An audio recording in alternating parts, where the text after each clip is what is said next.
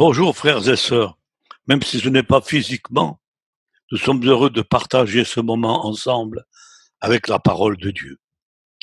Ce sera un message très simple, mais j'espère pratique, qui a pour thème au pied du Seigneur.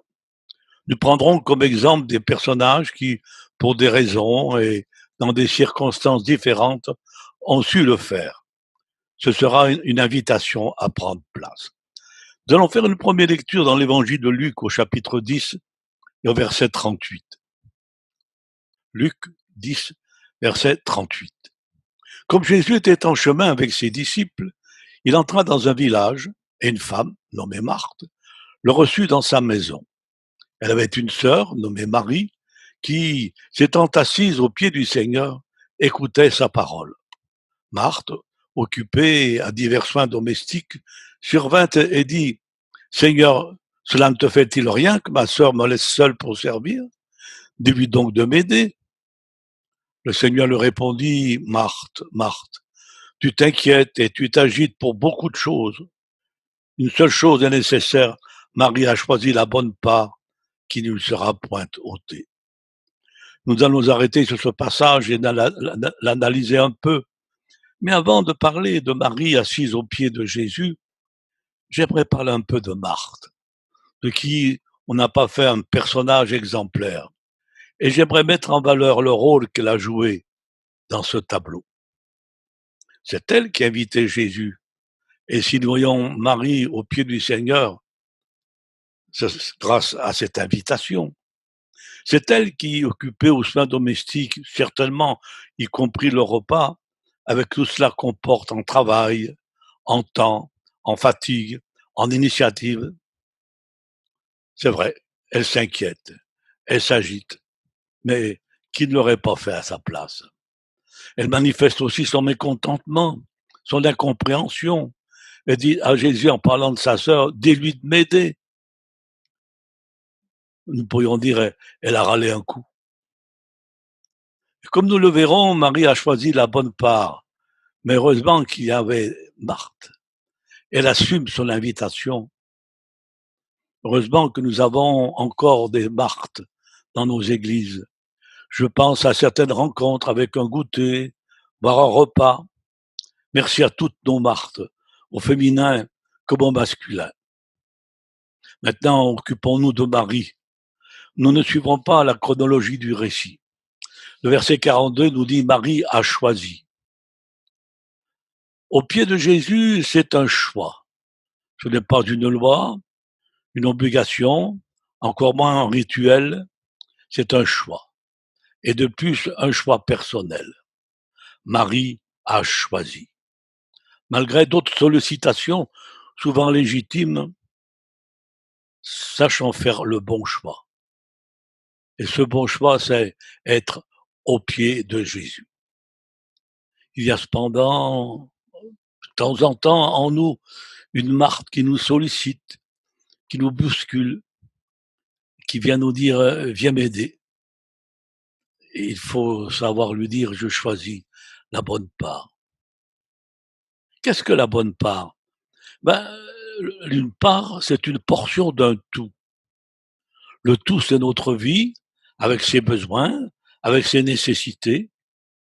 Au pied de Jésus, c'est une part de notre temps.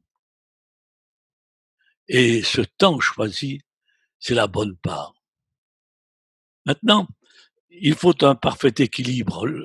L'équilibre est important, et cela dans tous les compartiments de notre vie.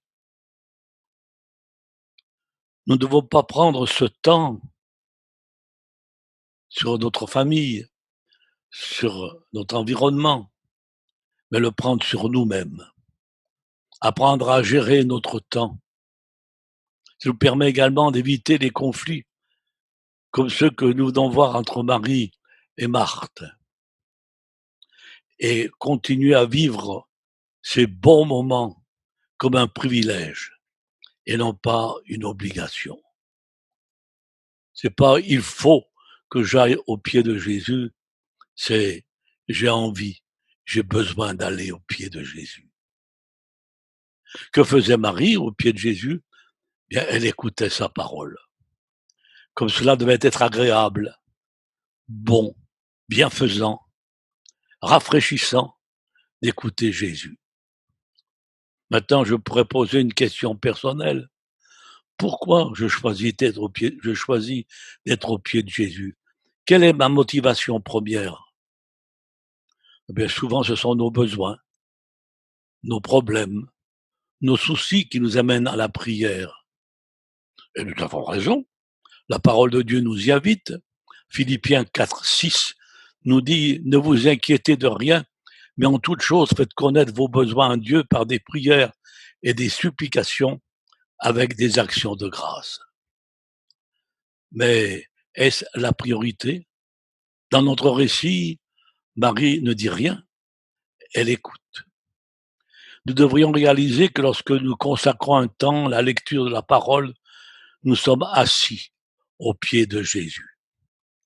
Et dans les dispositions du jeune Samuel, dans 1 Samuel 3,16, qui dit, lorsque Dieu l'appelle, parle, ton serviteur écoute. Ça va faire abstraction de tout et venir écouter, apprendre, découvrir. Même dans les passages que nous croyons connaître, il y a souvent quelque chose de nouveau, d'enrichissant, de rafraîchissant. La parole est une découverte permanente. En réponse à Marthe, Jésus dira, en parlant de Marie, cette part ne lui sera point ôtée. Ça, c'est Jésus qui le dit. Il ne nous privera jamais de ce privilège. Il est toujours disponible. Il répond toujours présent. Il pourrait dire, allô, j'écoute. Le psaume 116, verset 1 dit, j'aime l'Éternel car il entend ma voix, mes supplications, il a penché son oreille vers moi. Un petit bilan, cette place-là, au pied de Jésus, dans notre vie, n'a-t-elle pas été ôtée par une foule de choses qui auraient dû être secondaires, même si elles paraissaient urgentes? Il y a notre place, ta place, ma place, au pied de Jésus. Il y a, c'est vrai, des obstacles à surmonter, aussi une discipline personnelle, et c'est parfois un combat. Mais cette place n'est-elle pas trop souvent restée vide, inoccupée? N'est-il pas arrivé que Jésus ait pu dire, tiens, Poncet n'est pas venu, Poncet c'est moi. Nous allons laisser là Marie et le modèle qu'elle nous a laissé et voir un autre personnage dans l'évangile de Marc, au chapitre 1, verset 40. Il s'agit d'un lépreux. Un lépreux vint à Jésus et se jetant à genoux, il lui dit d'un ton suppliant, si tu le veux, tu peux me rendre pur. Jésus, ému de compassion, étendit la main, le toucha et dit, je le veux, sois pur. Aussitôt la lèpre le quitta et il fut purifié. Jésus ému de compassion, une phrase que l'on trouve souvent dans l'Évangile et qui met en évidence la compassion, l'amour et la tendresse de Jésus pour ceux qui sont dans la souffrance, dans la peine, dans le besoin. Nous pourrions souligner la condition dure, difficile du lépreux. Il est abandonné, il se sait condamné, puis il est plein d'interdictions. C'est la loi implacable de Moïse qui est appliquée dans ce pays. À l'approche des autres, il devait aussi proclamer son impureté, crier impur, impur. Et il n'avait pour compagnie que des lépreux comme lui. Imaginons un peu le sujet de leur conversation, la lèpre. Pour aller vers Jésus, il eut la foi. Il a su surmonter les obstacles, les barrières. Il y a certainement eu un combat intérieur, peut-être des hésitations, des retenues. peut-être ce que les autres lui disaient, des conseils qui lui étaient apportés à ce sujet. Je vais faire une remarque. En l'acceptant à ses pieds, Jésus passe aussi la barrière. Il ne devait pas s'approcher du lépreux, mais le laisse se jeter à genoux, donc à ses pieds. Plus, Jésus étend la main et le touche. Les hommes, les religions ont construit bien des barrières, ont placé des intermédiaires, alors que Jésus lance encore aujourd'hui cette belle invitation de Matthieu 11, 28. J'aimerais qu'on entende et qu'elle retentisse dans notre cœur. Venez à moi, vous tous qui êtes fatigués et chargés, et je vous donnerai du repos. Prenez mon joug sur vous et recevez mes instructions, car je suis doux et humble de cœur, et vous trouvez du repos pour vos âmes, car mon joug est doux et mon fardeau léger. Je voudrais insister sur le à moi. Venez à moi. Jésus ne désigne personne d'autre. Il dit venez à moi. Ça sera confirmé dans les Actes des Apôtres au chapitre 4, verset 12, où nous lisons ce passage. Jésus est la pierre rejetée par vous qui bâtissez et qui est devenue la principale de l'angle. Il n'y a de salut en aucun autre, car il n'y a sous le ciel aucun autre nom qui ait été donné parmi les hommes par lequel nous devions être sauvés. Le nom de Jésus. Arrêtons-nous sur la prière toute simple du lépreux. Si tu le veux, tu peux. Vous savez, notre prière n'est pas exaucée en mesure du décibel ni du chronomètre, mais de notre foi, qui, comme ce lépreux, nous fait jeter à genoux aux pieds de Jésus. Ce lépreux ne met pas en doute le pouvoir de Jésus, puisqu'il dit, si tu peux, Jésus, tu peux, pardon. Que de témoignages Jésus n'a-t-il pas laissé derrière lui? Nous aussi, nous savons que Jésus peut. Matthieu 19, 26 nous dit, à Dieu, tout est possible. Puis en Luc 1, 37, car rien n'est impossible à Dieu. J'aime ces deux versets qui nous montrent le Dieu infini, notre Dieu sans limite. Il peut tout, rien ne l'arrête. Mais le veut-il? Alors Jésus répond, je le veux, sois pur. Jésus n'a pas changé, il est toujours le même. Sa volonté de bénir, de faire du bien, est toujours la même. Mais c'est à nous aussi d'accepter sa volonté, qui n'est pas toujours la nôtre, et qui n'oblige pas le Seigneur à faire comme nous le voulons. Nous savons qu'il peut, nous savons qu'il veut nous bénir, mais à sa façon. Et sa bénédiction, c'est la meilleure. Nous allons à un autre passage maintenant. Une femme qui a été guérie par le Seigneur. En Marc 5, 33. Il est écrit, une grande foule suivait Jésus et le pressait. Or, il y avait une femme atteinte d'une perte de sang depuis 12 ans. Elle avait beaucoup souffert entre les mains de plusieurs médecins. Elle avait dépensé tout ce qu'elle possédait et elle n'avait éprouvé aucun soulagement. Mais elle était allée plutôt en empirant. Ayant entendu parler de Jésus, elle vint dans la foule par derrière et toucha son vêtement. Car elle disait, si je puis seulement toucher ses vêtements, je serai guérie. Au même instant, la perte de sang s'arrêta et elle sentit dans son corps qu'elle était guérie de son mal. Jésus connut aussitôt en lui-même qu'une force était sortie de lui et se retournant au milieu de la foule, il dit, qui a touché mes vêtements? Ses disciples lui dirent, mais tu vois la foule qui te presse et tu dis qui m'a touché? Et il regardait autour de lui pour voir celle qui avait fait cela. La femme effrayée et tremblante, sachant ce qui s'était passé en elle, vint se jeter à ses pieds et lui dit toute la vérité. une femme malade atteinte d'une perte de sang depuis 12 ans, qui, comme le lépreux, ne devait pas se tenir dans la foule à cause de son impureté. Elle a désobéi, elle aussi, à la loi. Elle a franchi aussi ses barrières. Elle s'approche, elle touche le vêtement de Jésus et elle est instantanément guérie. Elle savait que Jésus pouvait, en disant si seulement je peux toucher son vêtement. C'est pas Jésus qui l'empêchait de s'approcher, c'est la foule, voire même les interdictions. Puis Jésus l'appelle.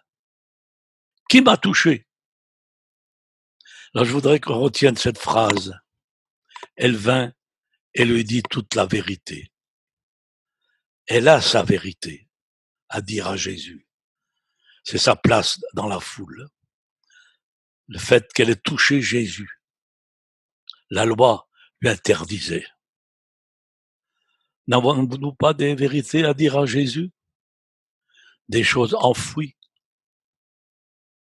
secrètes, au fond de notre cœur. Mais là, seul au pied de Jésus, peut-être des péchés qui sont des désobéissances, des faiblesses, un certain relâchement ou de mauvais choix que nous avons pu faire. Il y a beaucoup d'autres choses à dire à Jésus, mais aussi nos peines, nos souffrances, nos craintes, nos incompréhensions.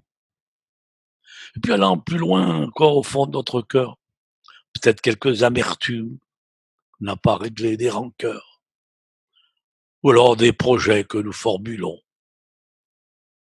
J'aimerais vous lire un ancien cantique. Les anciens doivent le connaître, ça faisait partie de nos chants d'évangélisation. Je dirais que la première strophe est le refrain. Es-tu lassé, rempli de tristesse? Dis tout à Jésus. Son cœur est ouvert à ta voix sans cesse. Oh, dis tout à Jésus. Puis le refrain, dis tout à Jésus. Oh, dis-lui tout. Combien son accueil est doux. Il peut comprendre. Il aime à t'entendre. Dis-lui simplement tout. C'est une invitation. N'as-tu pas quelque chose à dire à Jésus?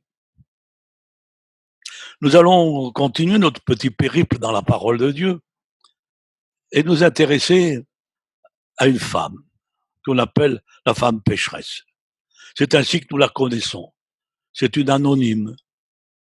Son nom ne figurera pas dans les récits de l'Évangile, mais ce qu'elle a fait, nous en parlons encore aujourd'hui. Nous lisons dans Luc chapitre 7, verset 37.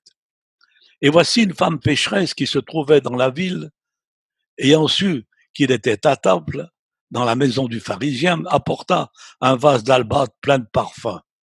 Elle se tint derrière, aux pieds de Jésus, elle pleurait. Et bientôt, elle lui mouilla les pieds de ses larmes, puis les essuya avec ses cheveux, les baisa et les oignit de parfum. Alors on prend un peu le contexte. Jésus est invité chez le pharisien, un homme religieux, et cette femme a osé entrer. Jésus à table. Jésus est à table. Mais non pas comme nous le faisons. C'était des tables basses sur lesquelles on mettait les plats. Les invités étaient allongés sur des nattes, allongés sur le côté gauche pour avoir la main droite libre afin de se servir. Ce qui a permis à cette femme de venir derrière Jésus. C'est ainsi qu'elle a pu s'approcher de lui. Et puis, nous avons l'incompréhension de l'homme religieux, sa critique. Et ça nous montre aujourd'hui encore que la religion ne comprend pas la vraie repentance. Il n'a pas été touché par les larmes profondes de cette femme. Cette repentance a hélas disparu, même chez certains chrétiens. Vous savez, des larmes de repentance, une vraie confession en Dieu, c'est le pardon. Jean 1, 1 Jean 1,9 nous dit: «Si nous confessons nos péchés, il est fidèle et juste pour nous les pardonner et pour nous purifier de toute iniquité». Devant l'amour, la compassion, le pardon que nous accorde le Seigneur, comment ne pas nous tenir à ses pieds? Non pas avec un vase, mais avec un cœur rempli de parfum, de notre gratitude, de notre louange, de notre adoration. Et enfin, nous allons terminer avec une dernière image que nous trouvons dans l'évangile de Jean au chapitre 19, verset 25. Près de la croix de Jésus se tenait sa mère, la sœur de sa mère, Marie, femme de Clopas, et Marie de Magdala. Elles étaient près de la croix à l'heure du sacrifice. Pour se tenir près de la croix, il fallait tout simplement être au pied de Jésus. Il y avait du monde, les soldats romains, le monde religieux, la foule haineuse qui avait réclamé la mort de Jésus, puis les curieux, et puis il y a ces femmes. Tous n'ont pas le même regard, les mêmes sentiments, le même ressenti. Lorsque nous parlons de la croix, il ne s'agit pas de représentation, mais du sacrifice accompli sur la croix. Jésus qui a donné sa vie pour nous. Et au pied de la croix, c'est notre place. Je conclurai avec une lecture dans l'Épître aux Hébreux, chapitre 12, verset 3. Considérez en effet celui qui a supporté contre sa personne une telle opposition de la part des pécheurs, afin que vous ne vous lassiez point l'âme découragée. Que Dieu bénisse chacun et que nous sachions prendre notre place au pied de la croix. Personne ne viendra la prendre à notre place. C'est ta place. C'est ma place. Personne ne doit nous ôter, nous prendre, nous ravir ce privilège au pied de Jésus. Amen.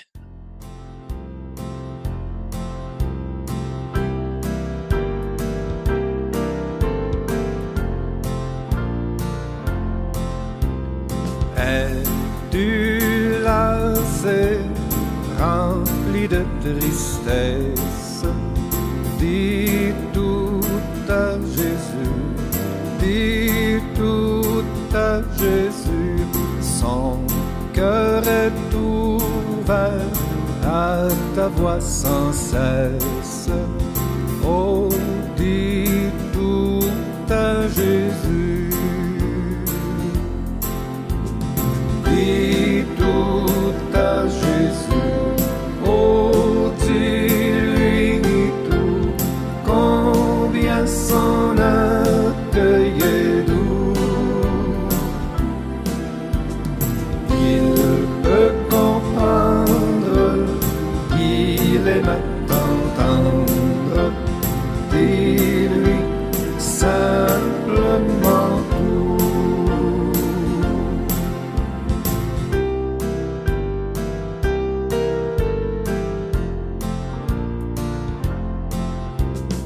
Il voit tes yeux rougis par les larmes.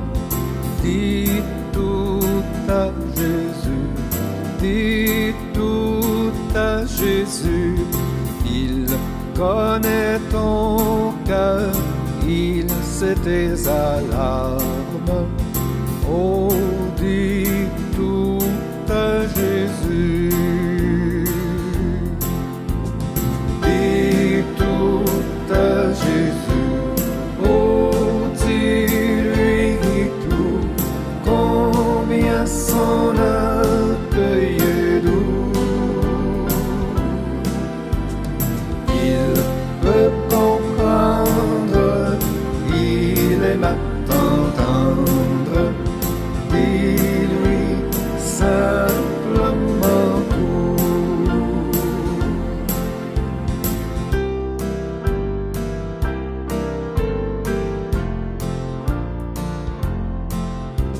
Si ton pas surgit comme une ombre.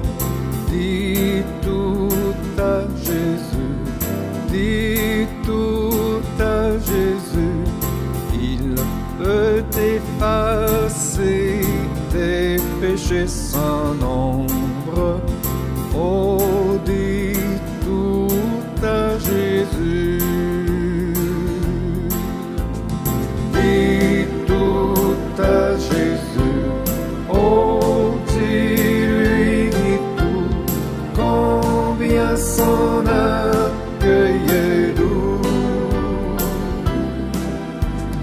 Il peut comprendre, il aime attendre, dis-lui simplement tout.